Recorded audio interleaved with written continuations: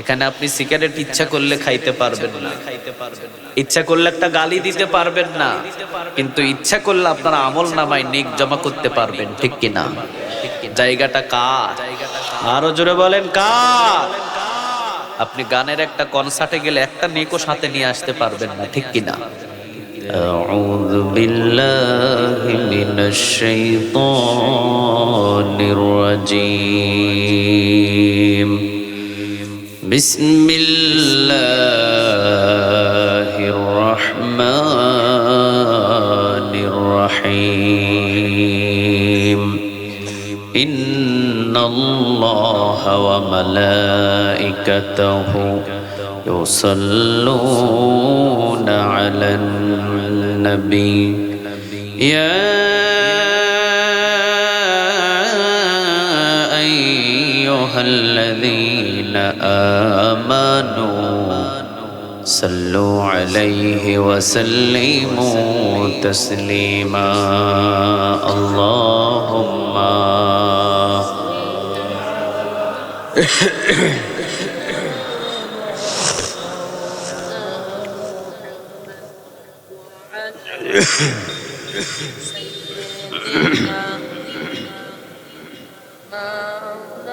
اللهم صل على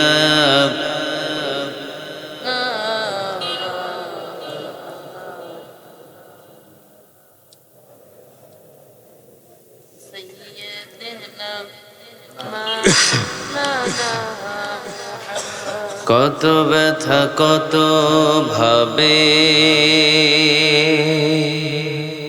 শুয়েছ যে তুমি, তোমারি খুনে লাল তায়েফের ভূমি। ফেরেশতা এসে যায় ধ্বংসের হুকুম, লৌহ মাখা মোহাম্মদ প্রাণীতে হযরত। ও আল্লাহ ক্ষমা করো হেতায়ে বাসী, ওরা বুঝেনি যে আমি যে মুহাম্মদ, হৃদয়ে মুহাম্মদ। আল্লাহুম্মা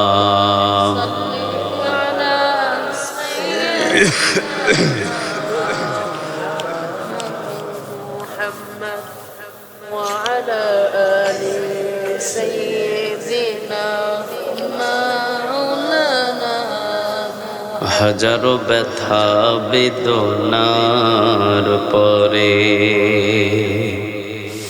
ফিরে আসনি তুমি আপন ঘরে, দিনের আলো তুমি ছড়িয়ে দিতে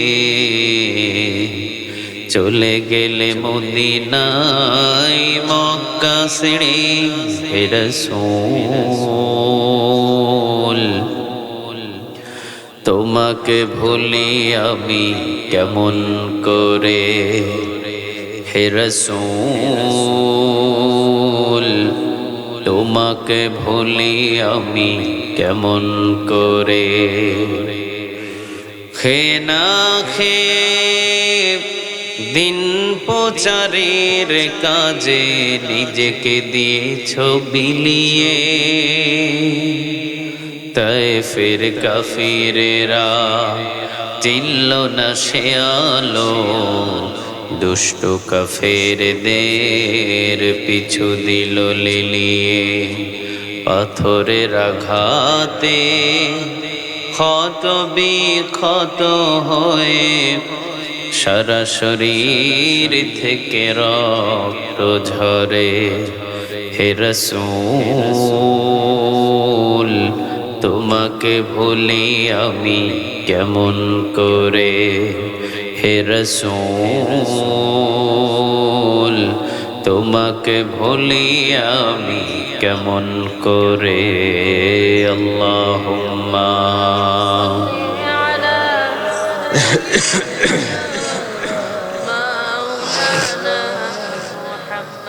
وعلى آل سيدنا محمد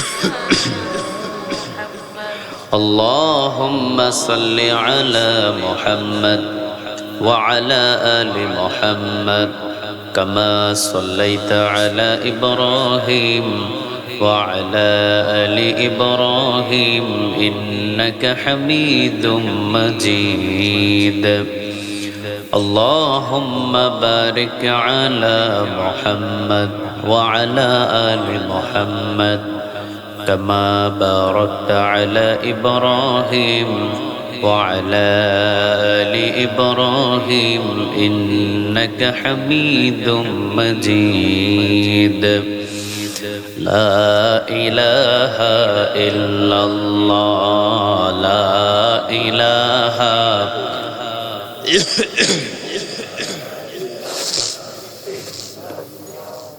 لا إله إلا الله لا إله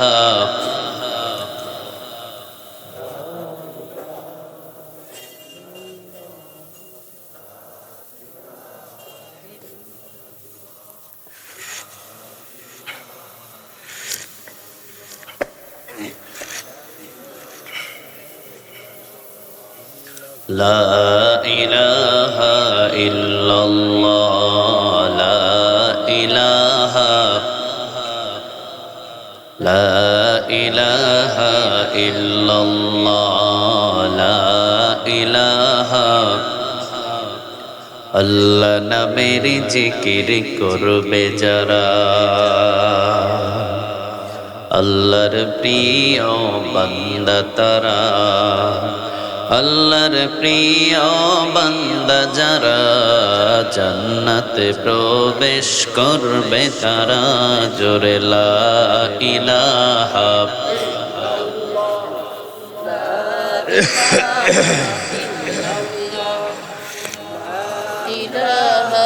ইল্লাল্লাহ লা ইলাহা ইল্লাল্লাহ লা ইলাহা ইল্লাল্লাহ মুহাম্মাদুর রাসূলুল্লাহ সাল্লাল্লাহু আলাইহি ওয়াসাল্লাম। আপনারা সবাই কেমন আছেন? আলহামদুলিল্লাহ, আমিও ভালো আছি, সুস্থ আছি। আমাদের সবাইকে ভালো রাখেন কে? সবাইকে সুস্থ রাখেন কে? সব নেয়ামতের মালিক কে? আমরা যেখানে আসতে পেরেছি আমাদেরকে আনছেন কে? শুকরিয়া আদায় করে পড়ি আলহামদুলিল্লাহ, পড়ি রব্বানা লাকাল হামদ হামদান কাসীরান তাইয়িবান মুবারাকান ফি। প্রশংসাগুলো করলাম কার? সবখানে আমরা প্রশংসা করব কার? খাওয়ার সময় প্রশংসা কার? ঘুমানোর সময় কার? ঘুম থেকে যখন জাগি তখন কার?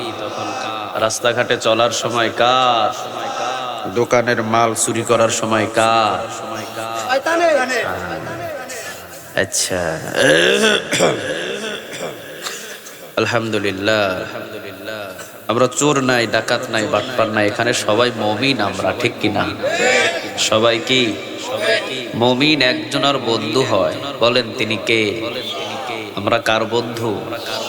আল্লাহু ওয়ালিয়ুল্লাযীনা আমানু ইখরিজুহুম মিনাজ-যুলুমাতি ইলান নূর। আল্লাহ তাদেরকে বন্ধু বানিয়ে নেন যারা মুমিন, যারা মুত্তাকি। আল্লাহ আমাদের সবাইকে বন্ধু বানাও, আমরা বলি আমিন।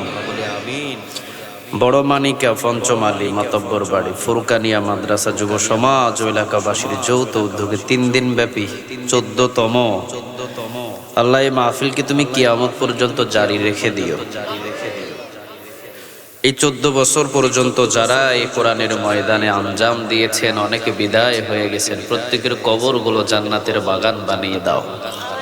এই অত্র অঞ্চলে যত কবরস্থান আছে সব কবরগুলো জান্নাতের টুকরা বানিয়ে দাও, আমরা বলি আমিন। হয়তো এই মাহফিলটা আজকে আমাদের জীবনের শেষ মাহফিলও হয়ে যেতে পারে, ঠিক কিনা? কে এমন আছেন যে আগামী বছর আবার এই মাহফিলে আসতে পারবেন? আছেন কেউ? কেউ আছে এরকম? হয়তো এই মাহফিলটাই আমাদের জীবনের শেষ মাহফিল হয়ে যেতে পারে, ঠিক কিনা? এই জন্য আমরা দূরে কোথাও না থেকে একটু কোরআনের ময়দানে আসি, বসি। জীবনটা সফল করে দিবেন কে? আল্লাহ বলেন, তুই আমার দিকে অর্ধ হাত আগাবি, আমি এক হাত তোর দিকে আগায়া যায়। আমরা বাড়ি থেকে এসেছি মসজিদে, আমরা বাড়ি থেকে এসেছি কোরআনের মাহফিলে, আমরা বাড়ি থেকে যাই হজ করার জন্য। যতগুলো মাপ রাস্তা দেন তার ডাবল রাস্তার রহমত আল্লাহ আমাদের দিকে পাঠিয়ে দেন।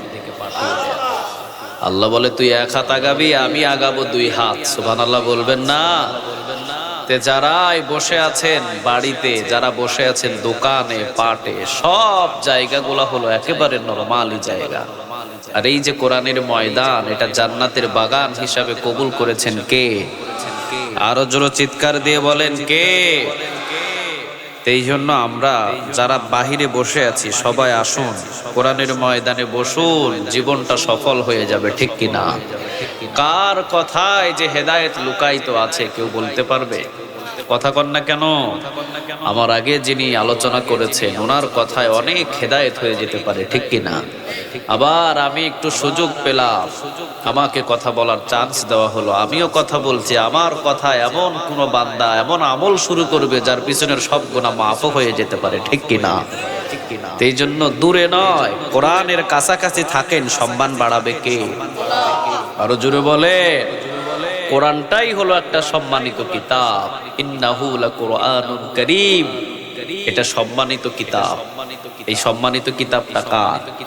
আল্লাহ বলছেন, আমি যেমন সম্মানিত আমার কিতাবটাও তেমন সম্মানিত। সুবহানাল্লাহ বলেন। কিতাবটা লিখছেন কে? লেখক কে? নাজিলকৃত কে? কোনো ভুল আছে? সন্দেহ নেই। This is the book, so there is no doubt. কোনো সন্দেহ নাই, কোনো অবকাশ নাই। এই কিতাবের ভিতরে শুরু থেকে শেষ পর্যন্ত সম্পূর্ণ সহিহ আর সহিহ। সুবহানাল্লাহ বলেন। ইন্নাহু লাকুরআনুন কারীম, কোরআনটা সম্মানিত কিতাব। যেই কোরআনের সাথে লেগে থাকবে তাকেও সম্মান করে দিবেন কে? হযরত বেলাল রাদিয়াল্লাহু তাআলা আনহু যখন এই কোরআনটা ধরলেন, সম্মান বাড়ালেন কে? সুবহানাল্লাহ বলবেন না? হযরত সাআদ সালামি রাদিয়াল্লাহু তাআলা আনহু, তিনি কোরআনটাকে আঁকড়ে ধরলেন। কালো একজন সাহাবী ছিলেন, নাম কি ছিল? হযরত সাআদ সালামি, একেবারে কালো, একেবারে কালো। অথচ এই কোরআনটা ধরার কারণে আল্লাহ তার সম্মান বাড়িয়ে দিলেন। আলহামদুলিল্লাহ বলেন। এরপর আব্দুল্লাহ জুলবাদাজাইন, ঈমান আনার আগে যার নাম ছিল আব্দুল উজ্জাহ, ঈমান আনার পরে নাম দিলেন আব্দুল্লাহ। তারও সম্মান এই কোরআনটা ধরার কারণে বাড়াইছিলেন কে? ইন্নাহু লাকুরআনুন কারীম, যারা এই কোরআনটাকে ধরে তাদের সম্মান বাড়ে যায়। আর যারা কোরআন থেকে মুখ ফিরিয়ে নেয়, আবু জেহেল, আবু লাহাব, উতবা, সাইবা, মুগিরাদের মতো শেষ করে দেন কে?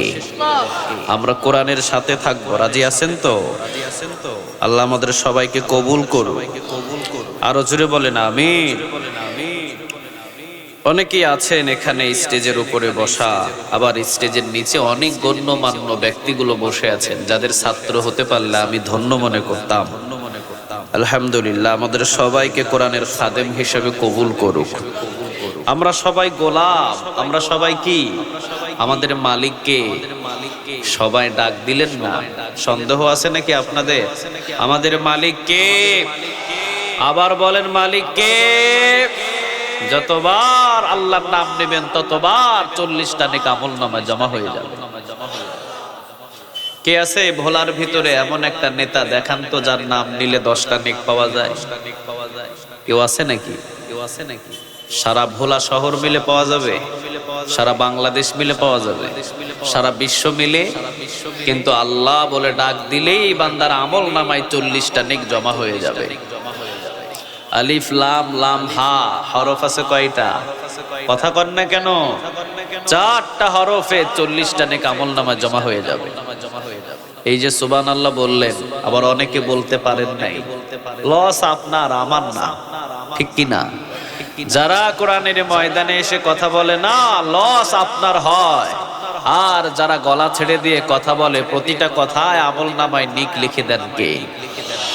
এখানে আপনি সিগারেট ইচ্ছা করলে খাইতে পারবেন না, ইচ্ছা করলে একটা গালি দিতে পারবেন না, কিন্তু ইচ্ছা করলে আপনার আমলনামায় নিক জমা করতে পারবেন, ঠিক কিনা? জায়গাটা কার? আরো জোরে বলেন কার? আপনি গানের একটা কনসার্টে গেলে একটা নেকও সাথে নিয়ে আসতে পারবেন না, ঠিক কিনা? আর এখানে আসলে গোনা নিয়ে যেতে পারবেন না, আপনি শুধু নেক কামাই করে নিয়ে যেতে পারবেন। আল্লাহ জায়গাগুলো চিনার তৌফিক দান করুন। আরো জোরে বলেন আমিন। মাঝে মাঝে আমরা সুবহান আল্লাহ বলি, কি বলি বলেন? সবাই চিৎকার দিয়ে বলেন তো দেখি। একবার যদি বলেন, আসমান আর জমিনের খালি জায়গা নেক দিয়ে পূরণ করে আল্লাহ আপনার আমলনামায় জমা করে দিবে। দেখি আমার কথা 1400 বছর আগে বলছেন মুহাম্মদ সাল্লাল্লাহু। রাসূল বললেন, কোন বান্দা যদি 100 বার আল্লাহু আকবার পড়ে, জোরে বলেন কয়বার? 100 বার যদি কোনো বান্দা আল্লাহু আকবার পড়ে, 100টা জিহাদের ময়দানে ঘোড়া দান করার নেক তার আমলনামায় আল্লাহ জমা করে দেয়। কি মনে করেছেন আপনি? শুধু শুধু সময়গুলো আমরা নষ্ট করে ফেলি। বাদাম খাইতে খাইতে কত পীরিতের গল্প করে, কিন্তু বাদাম যতবার খাইছেন ততবার আলহামদুলিল্লাহ পড়া যায়, ঠিক কিনা? 10টা বাদাম খাইতে 10 বার আল্লাহু আকবার বলা যায়। 100 বার যে আল্লাহু আকবার বলবে, 100 জিহাদের ময়দানে ঘোড়া দান করার নেক আমলনামায় জমা করে দিবে কে? আবার রাসূল বললেন, কেউ যদি পড়ে আলহামদুলিল্লাহ, কেউ যদি পড়ে আলহামদুলিল্লাহ, আল্লাহ রাব্বুল আলামিন আসমান জমিনের যতগুলো খালি জায়গা আছে নেক দিয়ে পূরণ করে, ওই যে সুবহানাল্লাহর মতো আলহামদুলিল্লাহ পড়লেও যতগুলো জায়গা খালি আছে ততগুলো জায়গা নেক পূরণ করে বান্দার আমলনামায় জমা করে দেন কে? আমরা তো এখন দেখি না এই নেকগুলো, কিয়ামতের ময়দানে পাবো। এগুলো আমাদেরকে উপহার দিয়ে দিবেন কে? এই জন্য যারাই বাহিরে বসে আছেন, আমি প্রত্যেকের হাত পা ধরে বলছি, কোরআনের ময়দানে আসেন। এলাকার জন্য আজকে এটা একটা রহমত, ঠিক কিনা? একটা সুযোগ আমাদের জন্য। যেমন আপনাদের এলাকায় প্রাইমারি স্কুল আছে, কলেজ আছে, নুরানি মাদ্রাসা আছে, এটাও একটা মাদ্রাসার মতোই, ঠিক কিনা? রাসূল বললেন, যারা কোরআনের ময়দানে আসে, বাইহাকির বর্ণনা, যারা কোরআনের ময়দানে আসেন, এই সামিয়ানা থেকে বাহির হওয়ার আগেই আল্লাহ তাদের পিছনের গুনাহগুলোরে মাফ করে দেয়। তা আমরা যারা এসেছি একটা নিয়ত করে বসেছি, আল্লাহ তোমার গোলাম আমরা, যাওয়ার আগে গুনাহগুলো মাফ করে দিও। আমরা বলি আমিন। আরো জোরে বলি আমিন। আপনার গুনাহ মাফ করতে পারে কে? বাংলাদেশে কেউ আছে নাকি আপনি যিনি গুনাহ মাফ করার চাকরি নিয়েছে? আছে? নাই। আমাদের উস্তাদ থাকতে পারে, কিন্তু গুনাহ মাফ করার কোনো উস্তাদ নাই, ঠিক কিনা? কাবা ঘরের ইমামেরও যদি গুনাহ হয়, তার গুনাহও মাফ করতে পারেন কে? জীবনে যতগুলো মুমিন আর মুত্তাকি দুনিয়ার ভিতরে বসবাস করেন, তাদের যত গুনাহ হয় সমস্ত গুনাহ একজনের কাছে মাপ চাই, বলেন তিনি কে? আমাদের গুনাহ আমরা আমাদের মালিকের কাছে মাপ চাই। রাজি আছেন তো? আমাদের গুনাহ মাফ করতে পারবেন কে? এই জায়গায় 4টা মানুষের গুনাহ যদি আল্লাহ মাফ করে দেন, আল্লাহর কাছে কেউ কৈফিয়ত চাইতে পারবে না, ঠিক না ঠিক? আপনার বাড়ির পাশেই 2টা ঘর আছে, একটা ঘর থেকে ইলিপের চাল পায়, আরেকটা ঘর থেকে ইলিপের চাল পায় না। ওই পিছন থেকে একজনা লাগিয়ে দিবে, ওই ঘর পায়, ওই ঘর পায় না কেন? ব্যাপারটা কি বলে না? কথা কন না কেন? আল্লাহ বলেন, আমি এই জায়গার সব গোলামকে মাফ করে দেব, কারো আমার সাথে কথা বলার ক্ষমতা নাই। আল্লাহ আপনি কেন মাফ করলেন? আমি আল্লাহ যাকে ইচ্ছা মাফ করব, যাকে ইচ্ছা জান্নাত দেব, ডিসিশন একজনের, বলেন তিনি কে? 1400 বছর আগে রাসূল বলছেন, যারা এই কোরআনের ময়দানে কোরআন শোনার জন্য আসে, পিছনের গুনাহ আল্লাহ মাফ করে দেয়। তিরমিজির বর্ণনা 1400 বছর আগে যে রাসূল বললেন, যারা কোরআনের ময়দানে আসেন, কোরআনের ময়দানে এসে অল্প সময় কোরআনের আয়াত থেকে কিছু কথা আলোচনা শোনেন, আল্লাহ রাব্বুল আলামিন খুশি হয়ে 500 রাকাত কবুল হওয়া নফল নামাজের নেক তাদের আমল নামায় আল্লাহ জমা করে দেয়। কয়শো রাকাত? কয়দিনে পড়বে না? কয়দিনে পারবেন? এক বছরও তো পারেন না 500 রাকাত নফল নামাজ পড়তে, ঠিক কিনা? আর 1 ঘন্টা সময় যদি আপনি এখানে ব্যয় করেন, 500 রাকাত নফল নামাজের নেক আমল নামায় ফিরি ফিরি জমা করে দেন কে? আরো জোরে চিৎকার দিয়ে বলেন কে? তাও যেমন তেমন নামাজ না, কবুল হয়ে গেছে নামাজ, ওই নামাজ। সেজদা দিয়েছেন জমিনে, সেজদা আসমান পর্যন্ত নাও বুঝতে পারে, ঠিক না ব্যাঠিক?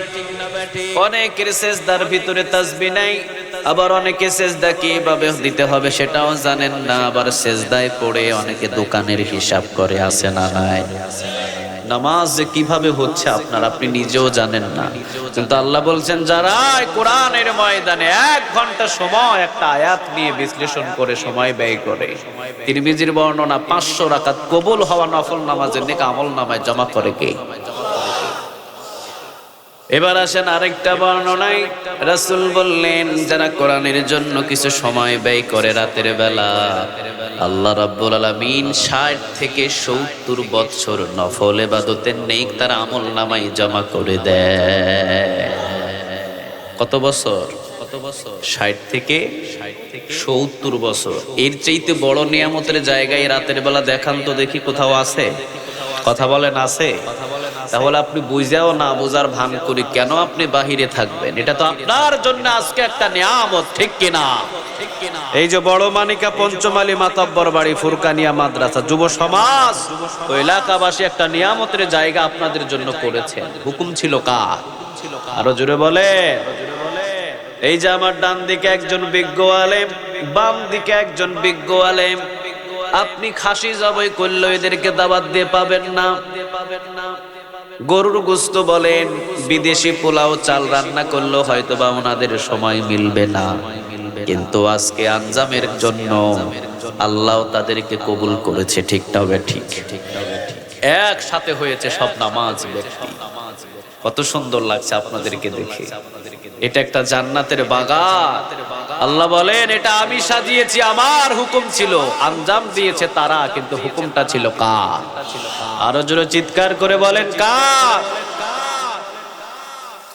এই জন্য কোরআনের ময়দানে বসেন, কোরআনের ময়দানে বসলে ইমানটা তাজা হয়ে যায়। ওয়াইদা তুলিয়াত আলাইহিম আয়াতুহু যাদাতুহুম ঈমানা ওয়া আলা রাব্বিহিম ইয়াতাওয়াক্কালুন। যখন কোরআনের ময়দানে বসবেন, আয়াত যত শুনবেন ইমানটারে তাজা করে দিবে কে? আপনি যে স্বর্ণ, এই স্বর্ণর উপরে পৃথিবীর সমস্ত পানি ঢেলে দেন না কেন, এই স্বর্ণ কখনো গলাতে পারবেন না, ঠিক কিনা? আর ওই স্বর্ণের উপরে একটু সোহাগা ছিটিয়ে দেন, আপনার ওই স্বর্ণ গলে একেবারে পানি হয়ে যাবে। আপনি হাজার গান বাজনায় যান, হাজার দোকানে বসে থাকেন, আপনার ঈমান মজবুত হবে না। কোরআনের আয়াত দিয়ে যখন ওখানে আঘাত করবে, ঈমান বাড়িয়ে দিবে কে? আরো জোরে বলে ওয়ালা রাব্বিহিম ইয়াতাওয়াক্কালুন। তারা পৃথিবীর আর তখন কারো পরোয়া করে না, একজন আর পরোয়া করে, বলেন তিনি কে?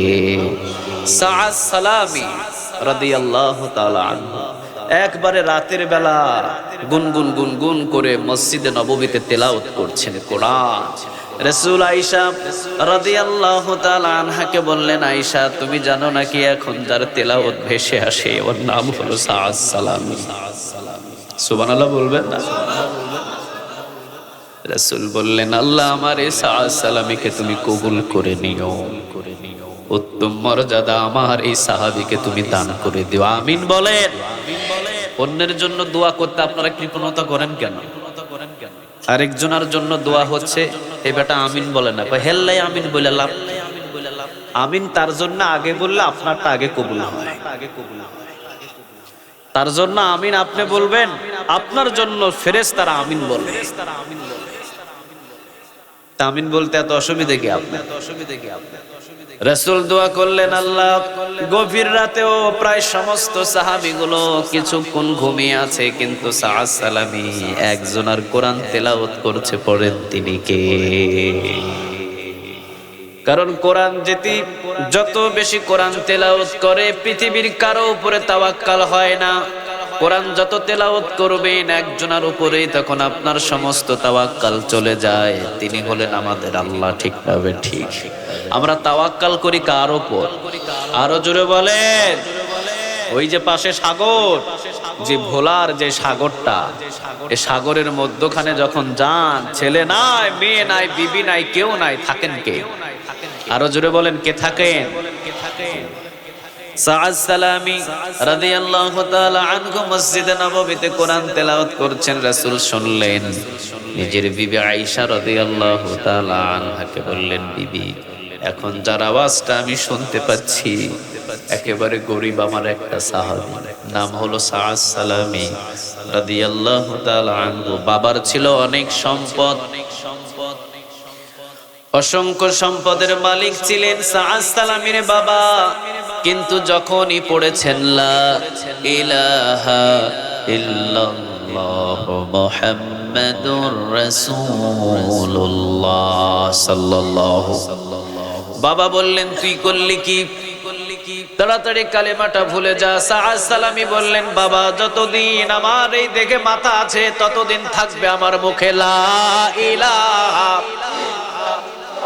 লা ইলাহা ইল্লাল্লাহ মুহাম্মাদুর রাসূলুল্লাহ সাল্লাল্লাহু। আপনি কি বলেন? এখন আমি দেখছি চতুর্দিকে যারা কালেমা পড়ে তাদের মতো ভালো মানুষ আর পৃথিবীতে কেউ নাই। আসলেই তো তারা ভালো মানুষ। ঠিক না ঠিক? আমরা কারো সম্পদ আত্মসাৎ করি না, আমরা কারো সম্পদের প্রতি লোভ করি না।